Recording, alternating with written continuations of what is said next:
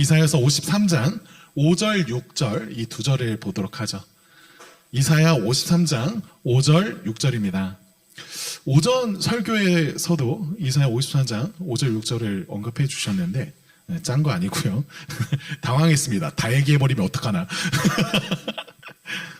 다 찾으셨나요? 네, 좋습니다.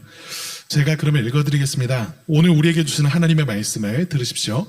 그가 찔림은 우리의 허물 때문이요 그가 상함은 우리의 죄악 때문이라. 그가 징계를 받음으로 우리는 평안을 누리고 그가 채찍에 맞음으로 우리는 나음을 받았도다. 우리는 다 양 같아서 그릇 행하여 각기 제 길로 갔거늘 여호와께서는 우리의 모두의 죄악을 그에게 담당시키셨도다. 아멘. 자, 시간 교리문답도 같이 한번 보도록 하겠습니다. 21문입니다.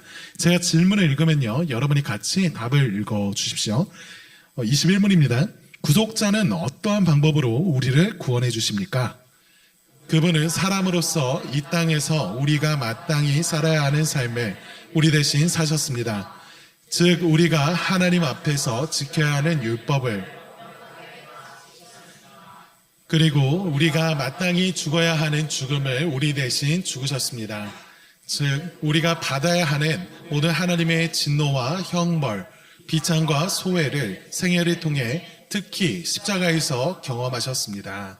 네, 그렇습니다. 지금 우리가 살펴봤던 이사야 53장 5절 6절 말씀도 그렇고요. 그리고 시간 교리문답의 질문과 답도 모두 다 이렇게 말합니다. 우리가 구원받기 위해서는요, 우리를 구원하시기 위하여서 사람이 되신 하나님이 우리와 자리를 바꾸셨다라고 하는 이야기를 하죠. 그래서 우리가 살아야 될 삶을 그가 대신 사셨고 우리가 받아야 될 형벌을 대신 받으셨다. 이것을 대속이라고 불러요. 대속이라는 표현입니다. 여러분, 속죄라고 하는 말 기억하시나요? 우리 수련회 가서도 이제 제한 속죄다 혹은 한정된 속죄다 혹은 확정적 속죄다 이런 식으로 말씀드렸었는데, 본래 이 속죄라고 하는 그 단어가요 고대 세계에서 포로나 노예를 풀어주기 위할 때 그 대가를 치르고서 그를 되사는 것을 의미하는 상업 용어였습니다. 그러니까 이 대속이라고 하는 말은요 대신하여서 그 속죄를 치른다라고 하는 것에 대한 의미예요. 그러니까 대신 속죄라고 생각하시면 되겠어요. 능력이 있는 사람은요 스스로 자기 몸값을 지불하고 자유를 얻을 수 있을 겁니다. 그렇겠죠. 뭐 옛날 옛적이라 하더라도 충분히 그 사람이 능력이 있고 자신이 좀 돈 좀 벌 수 있는 사람이다 라고 한다면요, 자기가 노예된 것에 대한 마땅히 자기가 자유인이 되기 위해서 필요한 그 값을 지불할 수 있겠지만요, 대부분의 노예는 여러분 예상하시다시피 자기 스스로의 몸값을 지불할 능력이 없었습니다. 그렇죠. 그러므로 누군가가 그들을 대신해서 몸값을 지불해야만 그들이 자유를 얻을 수 있는 거죠. 이것을 대속이라고 불러요. 그러니까 대속이라고 하는 것은요, 구속자가 우리에게 주어진 의무와 책임을 대신하는 것을 말합니다. 그리고 교리문답은 이것을 두고서 예수님이 우리 대신 사셨고 우리 대신 죽으셨다라고 말했죠. 여기서 여러분들 중에 이런 질문을 가지시는 분이 있을지 모르겠어요. 이런 식의 질문이죠. 왜 누군가가 우리 대신 살아야 하나? 이거 조금 문제 있는 거 아닌가? 개인의 잘못을 다른 사람이 책임지는 것은 부당한 것 아닌가라고 하는 그런 생각 때문입니다. 각자 자신의 행동에 대해서만 책임지는 것이 공정한 것이다 라고 우리는 생각하니까요. 여러분, 이런 질문이요 단순히 신학자들만 하는 질문이 아닙니다. 흔히 우리 일상에서 여러분들이 경험하고 있는 것들이에요. 저는 살면서 이런 질문을 처음 가졌던 때 그날을 기억합니다. 초등학교 들어가기 전이었거든요. 대충 기억나잖아. 억울한 건 기억나. 뭐 어떤 상황이었냐면 동생이 놀다가 사고를 친 거예요. 정확히 뭐 때문에 사고가 났는지는 모르겠어요. 그런데 중요한 거는 이제 부모님이 아끼시던 무언가가 박살이 났다라고 하는 그런 상황이었어요. 뭔가 물건을 가지고 놀다가 망가뜨리고, 그리고 이제 그러고 나서 뭐 동생이 또 다치고 그랬던 것으로 기억합니다. 여러분, 이런 것들은 여러분에게 되게 흔한 일일 거예요. 그런데 부모님이요 동생 이렇게 불러다가 동생만 혼내는 게 아닌 거예요. 저를 같이 불러가지고요, 함께 혼내는 겁니다. 형이 대체 뭐 했냐? 저는요, 이게 꽤나 많이 굉장히 억울했습니다. 비슷하게요, 여러분들이 학교에서 누군가의 잘못을 두고 이것은 공동의 책임 아니냐 라고 하면서 다 같이 책상 위로 올라간 기억이 있다면 혹은 다 같이 눈을 감고 손을 들으라 하고 종용을 당한 적이 있다면 여러분들도 이와 비슷한 걸 경험해 보셨을 거예요. 혹은 팀 프로젝트를 하다가 혹은 여러분들이 뭐 학교에서 조별 과제 같은 걸 할 수도 있죠. 그런데 이제 팀원이 실수한 거예요. 그런데 그것을 대신 책임져야 될 때, 그때도 우리는 이런 감정을 느낍니다. 여러분, 꼭 팀플하면 팀킬을 하는 빌런이 있습니다. 이럴 때 우리는요, 부당함을 많이 느끼죠. 그런데요, 잘 생각해 보면 이 대신한다 라고 하는 것이요, 꼭 나쁜 것만은 아니다 라고 하는 것을 알 수 있습니다. 한편으로는 왜 내가 다른 사람 때문에 다른 사람이 잘못한 일로서 고생해야 되냐라고 하는 그 불만을 느끼지만요, 동시에 우리는요, 누군가가 우리를 위해서 희생한다 라고 하는 그 모습을 볼 때요, 감동을 받아요. 당장 돈이 없어서 궁하고 힘든데 친구가 지금 나의 이 어려운 일을 자기 일처럼 여겨서 대신 돈을 갚아준다거나 먹을 것을 사주면요, 그 친구를 바라보는 눈이 달라지죠. 가족을 위해서 밤낮 가릴 것 없이 애써 일하는 부모님의 모습을 볼 때도 그렇습니다. 그런 감동은요, 나를 대신해서 희생한 이 사람이 이 책임과 의무에서 멀리 떨어져 있는 사람이다. 뭔가 길게 말해서 그렇긴 하지만 짧게 말하면 부모님은 그럴듯 하잖아요. 뭐 팀원들이 같이 그 리더가 그 일을 해야 된다는 것도 그럴듯 합니다. 그런데 이 의무로부터 가장 멀리 떨어져 있는 사람이, 그러한 책임이 없는 사람이, 오히려 피해자가 그러한 희생을 기꺼이 내어놓는다 라고 한다면요, 우리는 그 감동이 더 커질 거다라고 하는 거죠. 생명부지에 낯선 사람이 우리를 위해서 희생하는 것을 볼 때요, 우리는 그를 영웅처럼 바라보게 됩니다. 이처럼 우리 안에는요, 공정함에 대한, 정의에 대한 요구가 있는 반면에 또 그 마음 안에는 은혜에 대한 갈망 역시 공존해요. 그리고 바로 이 지점에서 오늘 우리가 읽었던 이 성경, 이 본문 말씀이 가장 놀라운 이야기를 하나 소개해 줍니다. 그 이야기 속에 진정한 영웅을 우리에게 알려주죠. 이사야서 53장 5절 6절로 다시 한번 돌아가 봤으면 좋겠습니다. 제가 다시 한번 읽어드릴게요. 그가 찔림 우리의 허물 때문이요 그가 상함 우리의 죄악 때문이라. 그가 징계를 받음으로 우리는 평화를 누리고 그가 채찍에 맞음으로 우리는 나음을 받았도다. 우리는 다 양 같아서 그릇 행하여 각기 제 길로 갔거늘 여호와께서는 우리 모두의 죄악을 그에게 담당시키셨도다.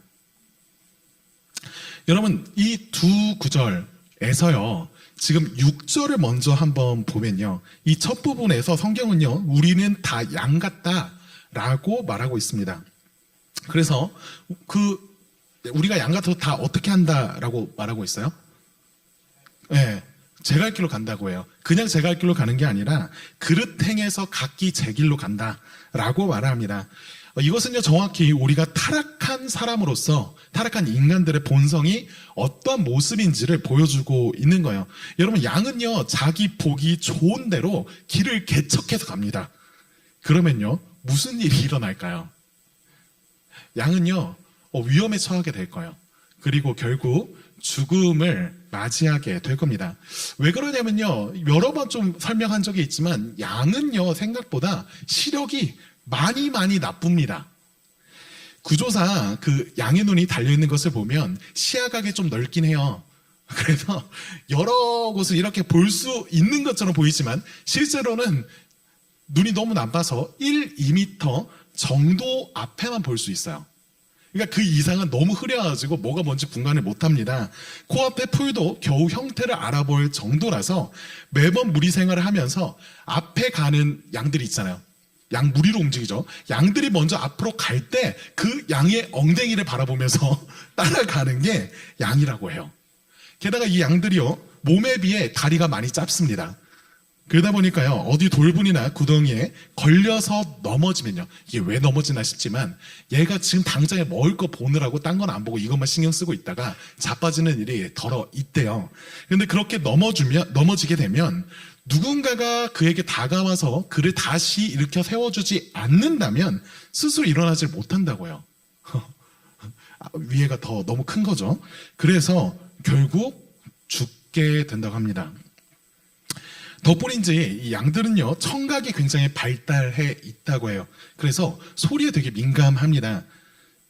그러면 자연스럽게 얘가 눈은 안 보이는데 소리는 민감해. 여러분 이런 경험 많이 해봤죠?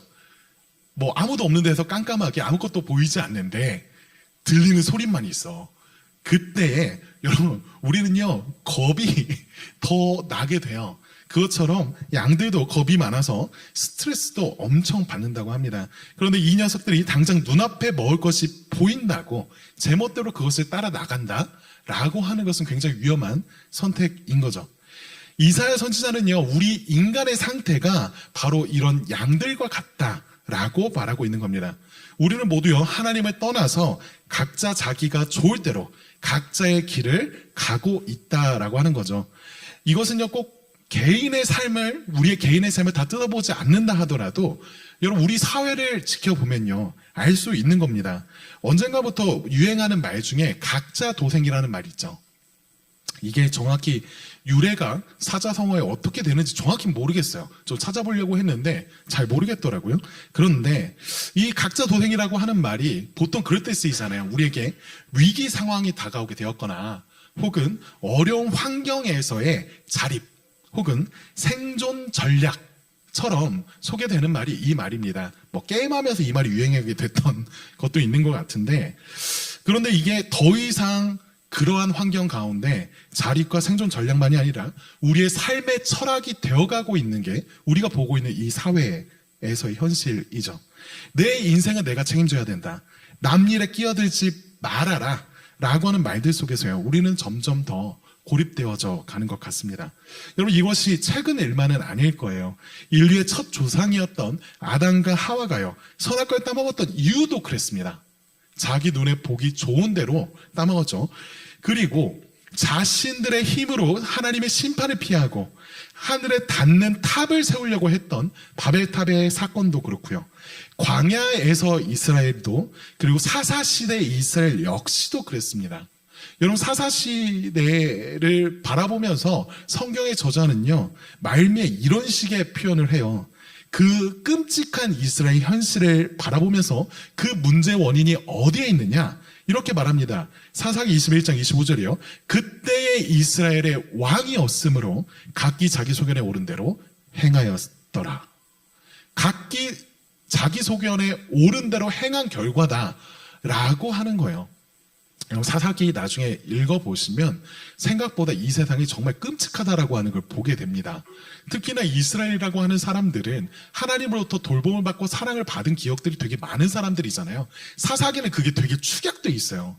하나님께서 계속 넘어지는 애를 붙잡아서 다시 데리고 와서 사랑해 주시고 보살펴 주시는데 그보다 더 밑바닥으로 가는 모습을 그리는 게 사사기의 이야기입니다. 그런데 이 이야기가 그냥 사사기 안에서 이스라엘 사람들에게만 보게 된 이야기가 아니잖아요.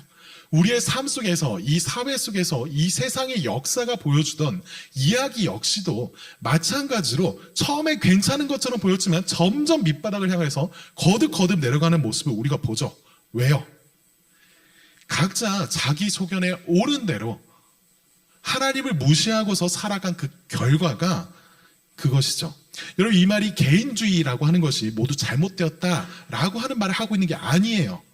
하나님을 떠난 이기적인 개인주의가 문제이다라는 겁니다. 성경은요, 이런 삶의 방식이 결국 우리를 파멸로 이끈다라고 경고하고 있어요. 여러분 아담과 하와의 자녀였던 가인이라고 하는 사람 아시죠? 기억하실 겁니다. 제가 여기에서 이 설교를 굉장히 망쳤기 때문에 뇌리에 남는 사람들이 있을 겁니다. 그런데 이 가인이요, 형제 아벨을 죽이고서 한 말이 무엇인지 기억나세요? 가인이 이런 식으로 말했습니다. 하나님이요 먼저 이 가인이 계속 죄로서 이렇게 나아가는 모습을 보면서 그 죄를 다스리라고 말씀하시거든요. 근데 거기에서 더 나아가서 이 사람이 분이 나서 하나님께서 자신의 예배를 받지 않는 것을 보고 동생을 죽이죠, 돌로 쳐서. 그때 하나님이 찾아와서 네 동생 어딨냐? 라고 가인에게 물으세요.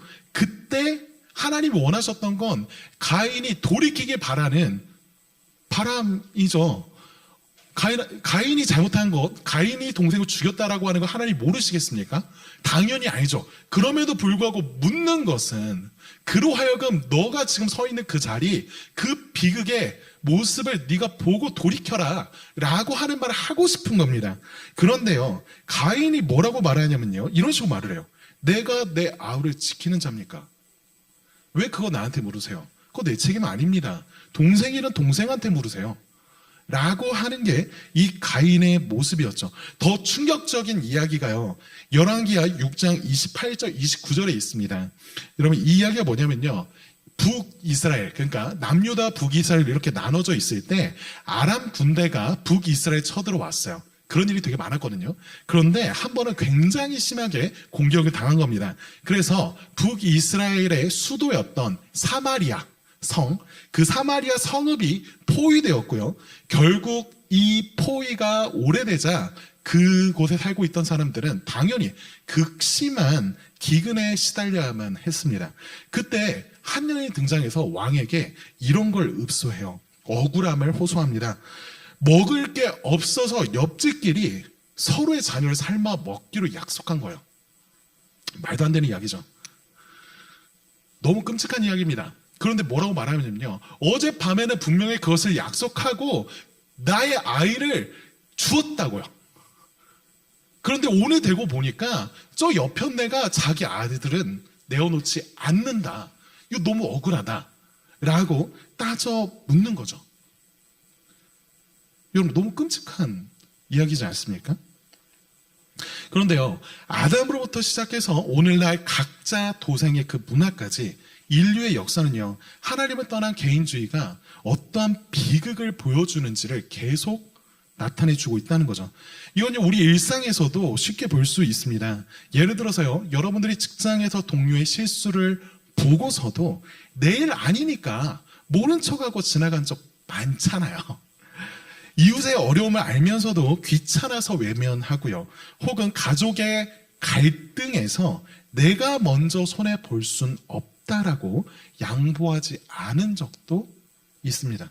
여러분, 이런 모습들은요, 열왕기가 보여주고 있었던 그 어미, 그 극단적인 상황만큼 충격적이진 않지만요, 결국 같은 뿌리에서 나온 건 맞아요.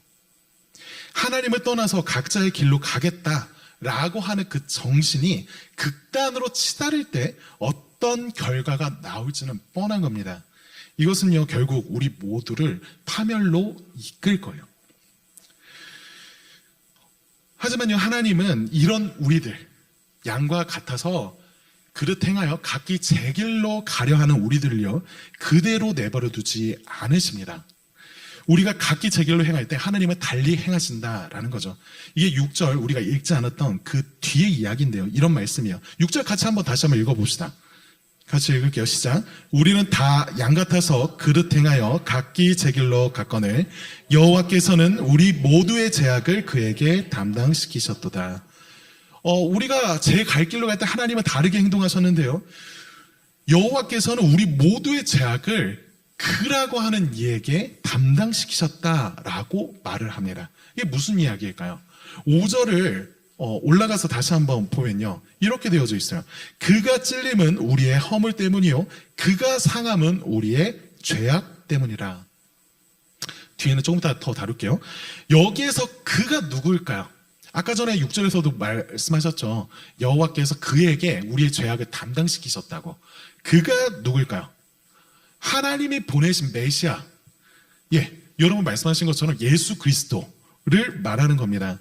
지금 여기에서 메시아는요, 하나님께서 보내실 그 메시아는 특이하게도요, 고난받는 종으로서 자신을 표현하면서 나타납니다.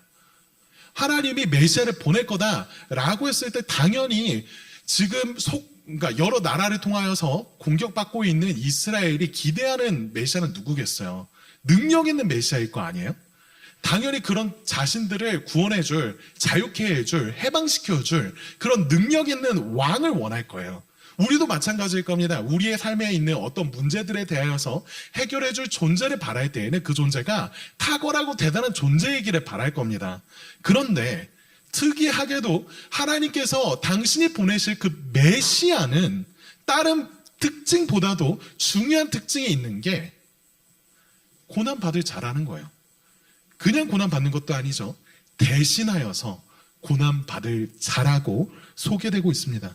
사람들은요, 그의 고난당함을 두고서 그의 책임과 잘못이라고 말하겠지만요, 성경은 그 예수님을 우리의 허물 때문에 찔리시고 우리의 죄악 때문에 상함을 당하신 분이라고 말합니다.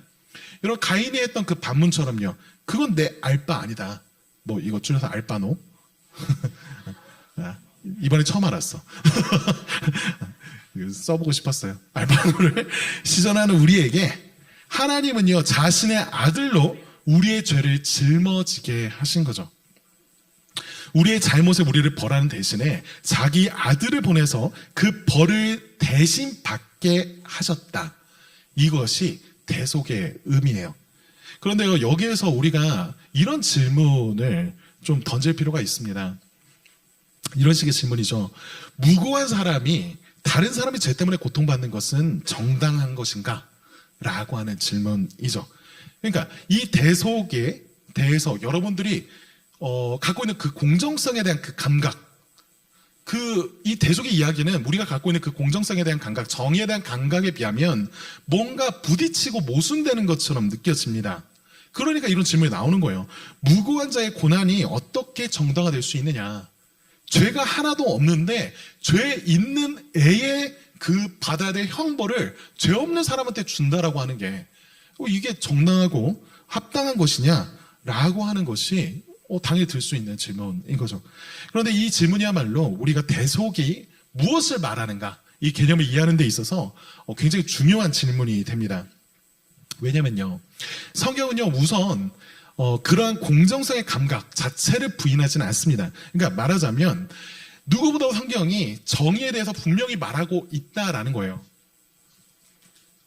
죄나 잘못된 행동이 있다? 그러면 마땅히 그에 대한 결과가 따라야 된다고 성경은 말합니다.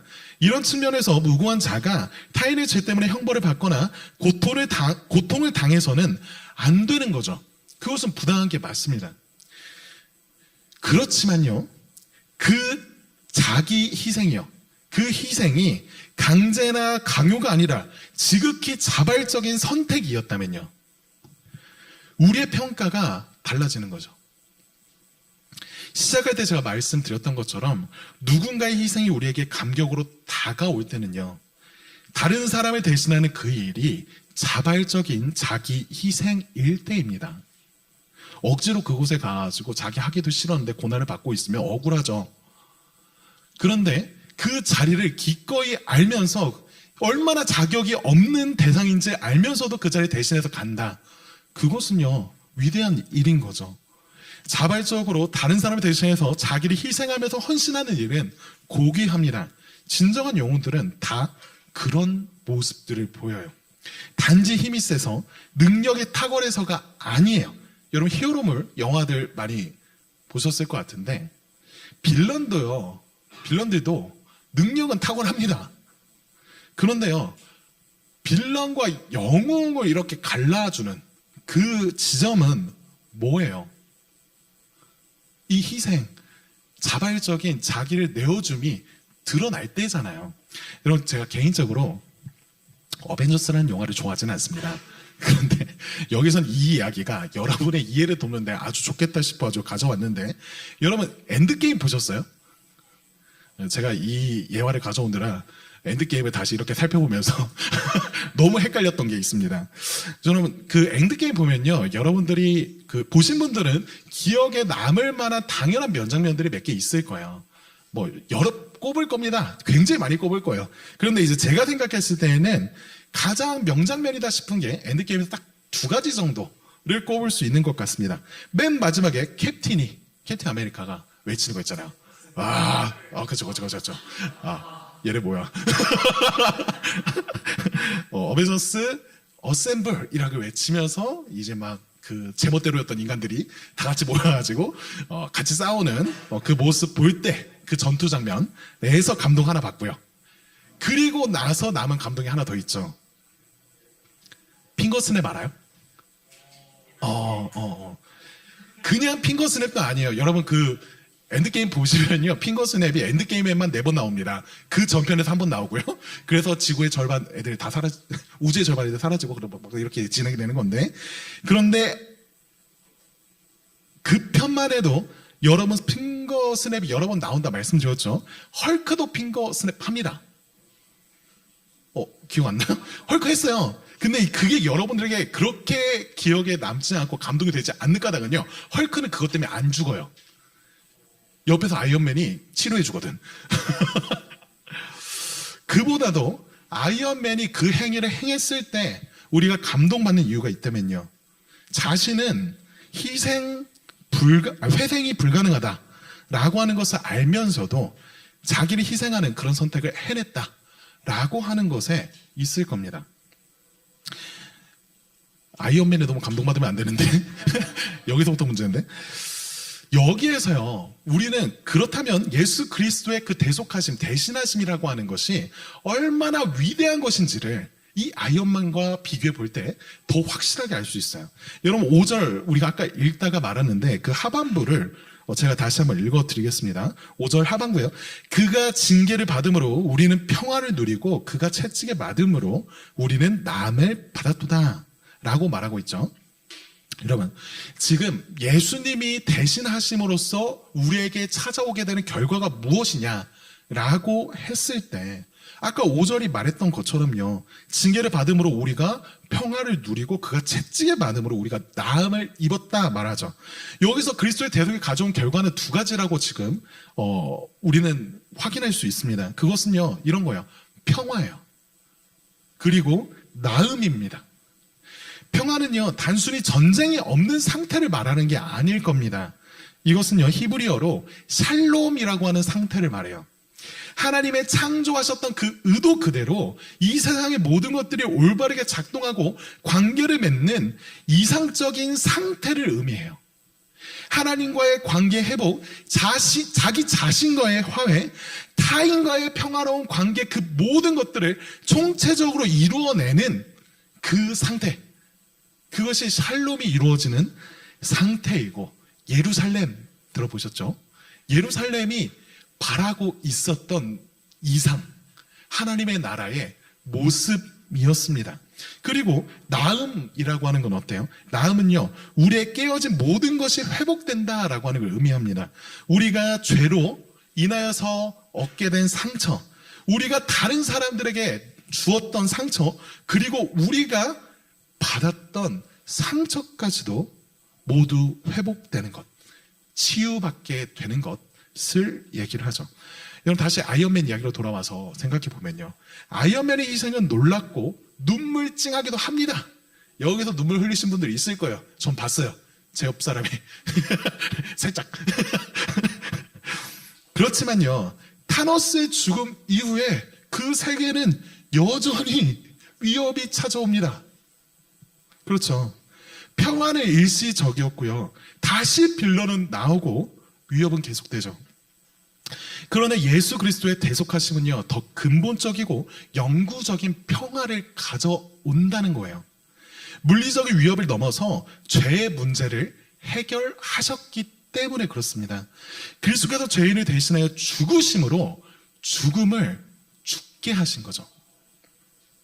이 말 너무 멋있지 않아요? 제가 그 제한속자 할 때도 여러 번 말했었는데 너무 좋아하는 말입니다.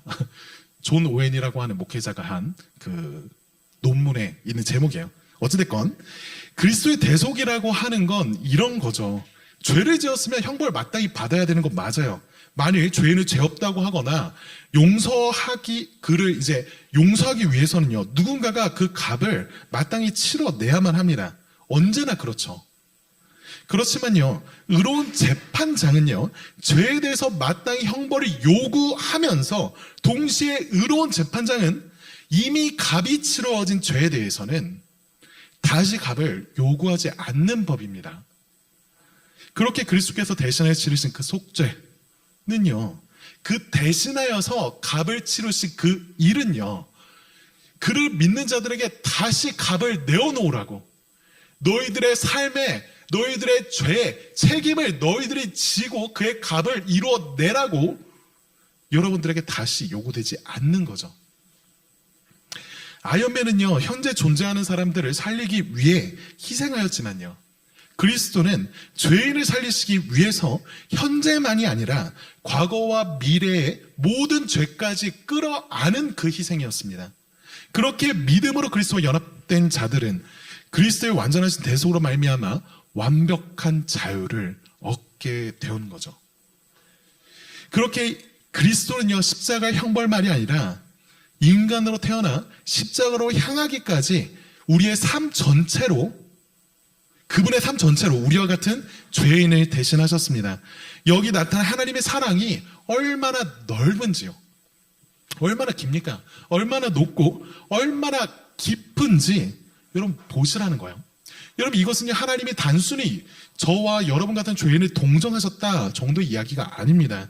온 우주를 지으신 하나님이요, 온 우주를 창조하신 그 하나님, 마땅히 이 세상 모든 것들에 당신의 정의로 심판을 이루실 그 심판자가요, 우리의 고통 속으로 직접 들어오셔서 그것들을 자신이 직접 짊어지셨다는 이야기잖아요. 여러분, 마침 이런 것과 같아요. 앞에 어떤 위험이 있는지를 모르고 끝없이 달려나가는 폭주족이 있다고 합시다. 그 폭주족 마냥 끊임없이 죄를 향해서 달려나가는 죄인을 구하시고자 하나님이 하신 일은요, 이 시간과 이 공간에 뛰어들어서 그를 끌어안으신 거죠. 그럼 누가 다쳐요?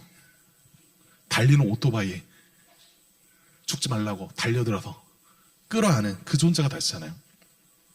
여러분, 찻길로 가면 안 된다라고 하는 부모님의 말씀 많이 들었을 겁니다. 잘 지키신 분. 그러니까 여기 있겠죠.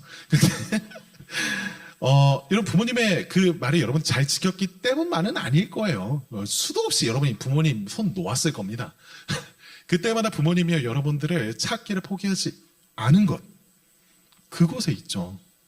찻길로 가면 안 된다는 부모의 말과 손을 뿌리치고 달리는 찻길로 달려나간 아이를 위해서요, 부모는요, 자기가 다치더라도 자신의 몸을 던지는 것처럼요, 대신하여 죽임을 당하신 그리스도는 피투성이가 되어 죽는 그 와중에도 지 아픈 것만 알고 제멋대로인 아이를 꼭 끌어 안으신 겁니다. 여러분, 십자가 위에서 피와 살이 된 말씀, 그것은요, 이 이사야의 말씀이 주어지고 약 700년의 기다림이 현실이 된 순간이었죠. 그런 예수님이요, 십자가 위에서 죽기 전에 하신 말씀, 여러 번 다시 한번 말합니다. 그게 뭘까요? 내 영혼을 아버지 손에 맡깁니다. 이게 진짜 찐 마지막이었어요. 그런데 바로 그 전에 예수님이 하신 말씀이 있습니다. 다 이루었다 라고 하는 말씀이죠. 여러분, 다 이루었다라고 하는 이 말, 이 용어 역시도 상업 용어입니다. 테텔레스타이 되게 어색하게 읽었는데, 테텔레스타이라고 하는 이 헬라어는요, 상업 용어로서 거래를 위한 모든 지불을 마쳤을 때 그것을 끝맺었다라고 하는 의미로 사용하는 말이에요. 그러니까요, 이미 지불이 끝난 상태에서 영수증에 찍히는 말이 이거다라는 겁니다. 그래서 히브리서 10장 14절은 이렇게 말을 하죠. 그가 한 번의 제사로 거룩하게 된 자들을 영원히 온전하게 하셨느니라. 그리스도께서 저와 여러분 같은 죄인을 대신해서 하시는 일은요, 형벌을 대신해서 받는 것, 이것만이 아닙니다. 그분은요, 죄인을 대신해서 형벌을 받으셨을 뿐 아니라 사람으로서 우리가 이 땅에서 마땅히 살아야 될 삶, 그 삶을 우리 대신 사셨어요. 교리문답이 말했던 것처럼 우리가 하나님 앞에서 지켜야 했던 율법들을 완벽하게 다 지키셨습니다. 여러분 이렇게 오해하시면 안 돼요. 누군가가 크나큰 범죄를 행하고 감옥에 갇혀갔다고 합시다. 그러면요 그 사람은 더 이상 이 한국의 법을 무시하고 살아가도 됩니까? 아니에요. 여러분 그 감옥에서 여전히 그가 범법을 행한다면 그는 자연히 그에 대한 형벌을 더 받게 됩니다. 맞죠?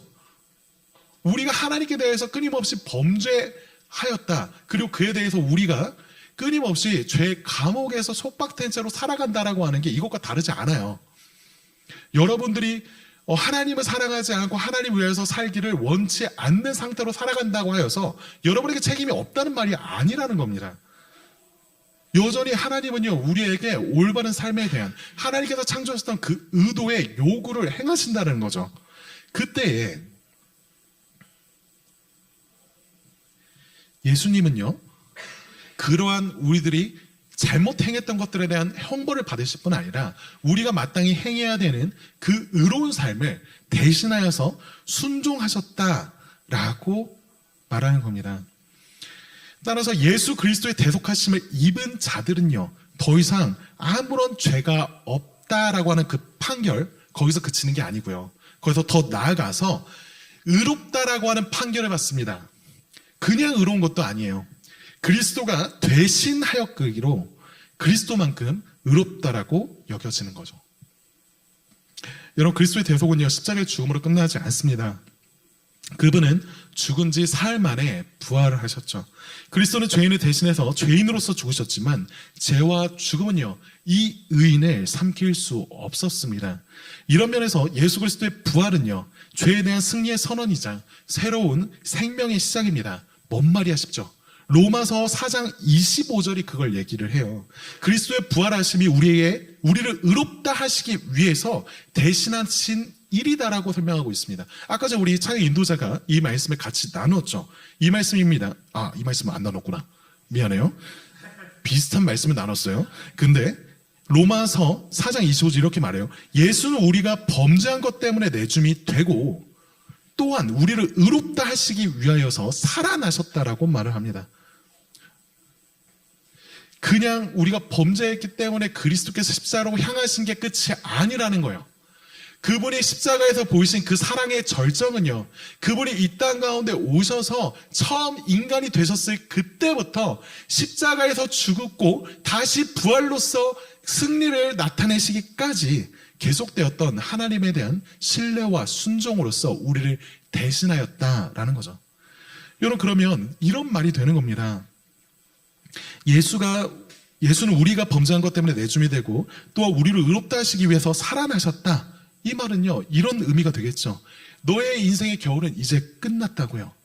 이제 새로운 봄이 시작되었다라고 하는 그 증거로서 대속을 다 이루었다라고 하는 그 끝맺음에 대한 영수증으로서 등장하는 게 이 부활이라는 거예요. 자, 그럼 마지막 질문 하나만을 다루고 결론을 맺겠습니다. 이런 질문이죠. 다 좋습니다. 그러면요, 다른 사람이 대신 죄값을 치웠다면 그 개인에게는 더 이상 도덕적 책임이 없는 거냐? 라고 하는 질문이요. 그리스도의 대속이 우리의 책임을 부정하거나 무의미하게 만드냐라고 하는 질문입니다. 여러분 쉽게 달리 말하면 이런 거예요. 그럼 예수 믿는 사람들이 이제 막 살아도 되냐고요?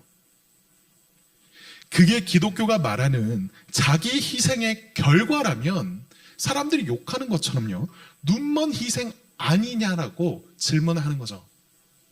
그럼 답이 뭘까요? 대속은요, 아니에요. 대속은 우리의 책임을 제거하는 것이 아니라 새로운 차원의 책임을 부여하는 거예요. 여러분 로마서 6장 1, 2절도 이렇게 말합니다. 그러면 우리가 무슨 말을 하리요? 은혜를 더하게 하려고 죄에 거하겠느냐? 그럴 수 없느니라 라고 말을 하죠. 여러분 그리스도의 대속으로 용서받은 사람이라면요, 자신이 어떻게 죄를 용서받고 평화와 나음을 얻었는지 아는 사람이라면요, 그는 새로운 정체성으로 자신을 바라보게 됩니다. 그냥 죄인이 아니라 용서받은 죄인이라고 하는 정체성이에요. 그냥 자유인이 아니라 용서받은 자유인이다 라고 하는 정체성을 갖게 된다는 거죠. 바로 이 지점에서 이 정체성이 가져오는 감사가 사랑이요, 더 이상 우리를 자기만 아는 사람으로 내버려 두지 않는 겁니다. 더 이상 우리를 무질서한 자유자로 내버려 두지 않는 거죠. 그래서 고린도후서 5장 17절에 말합니다. 그런즉 누구든지 그리스도 안에 있으면 새로운 피조물이다. 여러분, 예수 그리스도를 믿는 자들은요, 그리스도와 연합된 자들이고 그리스도가 그와 하나됨을 느끼고 여기시다 못해서 그를 대신하여서 죽으시고 그를 대신하여서 사셨다라고 하는 이야기입니다. 그분이 죽으신 거에서 끝난 게 아니라 그분이 대신 그 삶이 우리 앞에 있다라면요, 우리가 그분의 삶에 덧대어서 살아가는 그 삶이라고 한다면, 우리가 그분 안에 있다라고 한다면, 우리가 어찌 그분이 행하신 그 삶의 의미들을, 그분이 행하신 그 책임의 의무들이 아무런 의미가 없다라고, 더 이상 그런 것들은 나와 상관없는 것들이라고 생각하며 살아갈 수 있겠어요? 그렇지 않죠. 그러면 우리가 적용 2가지만 하고 마치도록 하겠습니다. 이거 짧아요. 첫 번째, 이런 거 좀 생각해 보셨으면 좋겠어요. 여러분은 대리자를 언제 찾습니까? 여러분 언제 대속자를 필요로 하는지를 한번 생각해 보세요. 여러분, 언제 나를 대신해 줄 사람을 우리가 찾을까요? 저와 여러분이 감당하기 어려움을 책임을 갖게 되었을 때, 얼핏 생각해도요, 저는 저에 대해서 생각해 보면 이런 것들이 떠오르더라고요. 해야 할 숙제, 의무를 다 마치지 못했을 때 제발 다른 사람이 나타나줬으면 이럴 때도 많아요.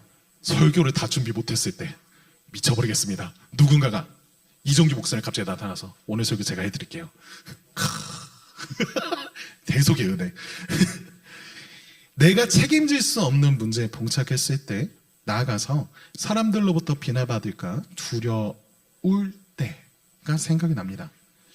여러분, 사람들로부터, 세상으로부터 버려질 것을 두려워할 때요, 그리고 평화 깨어지고 아픔을 당할까 걱정될 때요, 여러분도 그때들이 각각이 있을 겁니다. 저와 여러분을 위해 자기를 주신 하나님, 그때에 그 영원한 대속자를 찾으세요. 그분께 우리가 잘 내어드릴 때 우리는 평화와 나음을 얻을 겁니다. 이게 첫 번째 적용이고요. 2번째 적용이에요. 2번째는 이겁니다. 예수님께서 여러분을 위해 하신 일을요, 여러분들도 이웃을 위해 하세요. 다시 읽어드릴게요. 여러분께서 잘 듣고 있군. 예수님께서 여러분들을 위해 하신 일을요, 여러분들도 이웃을 위해 하십시오. 여러분, 그리스도의 십자가에서 하나님의 공의와 사랑이 만났다. 이것이 무엇인지 아는 사람은요, 만일 여러분들이 그리스도의 십자가, 그곳에서 하나님의 무조건적인 사랑과 은혜를 발견했다면요, 저와 여러분은 대속을 입은 자로서 살아가야 마땅할 겁니다. 여러분의 일상에서요, 마땅히 다른 사람들을 대신할 기회들을 찾아보세요. 작게나마 다른 사람들을 위해서 기꺼이 자기를 내어놓는 연습을 행하십시오. 그것은요, 여러분을 잠깐 고통스럽게 만들 수는 있어요. 인정합니다. 생각만 해도 하기 싫은 때들이 있어. 내가 방구 안 꼈는데. 이런 경험 안 해요? 저 엘리베이터 탈 때 가끔 그런 경험 있거든요. 그것이 잠깐 여러분을 고통스럽게 할 수 있어도요, 대속하신 그리스도의 은혜와 사랑이 무엇인지를 더 풍성히, 더 깊이 누리게 만들어 줄 겁니다. 이 하나님을요, 이 구속자를 함께 찬양하고 기도합시다.